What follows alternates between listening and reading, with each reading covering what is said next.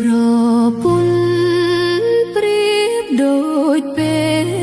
ជ្រដូចព្រះនេតនឹងសីរសាត្រូវចេះប្រឹងការពារពេលឆ្លោះគ្នាកុំឈ្នះចាញ់កុំចង់ឈ្នះចិត្តស្រី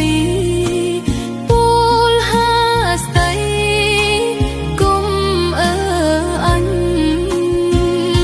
មនុស្សស្រីបើស្រឡាញ់តែងខ្នាក់ខ្នាញ់ប្រច័ណ្ឌសុខកូនអើយស្ងួនជាប្តីមានខន្តី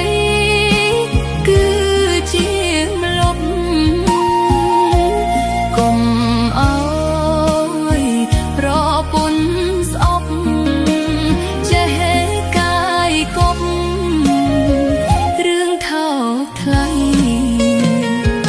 មនុស្សស្រីចិត្តស្រាលណាស់អារម្មណ៍ខ្លាំង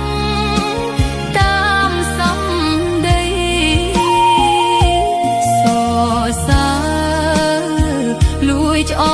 កក្រៃបើបំភ័យឆាប់ស្លោស្ល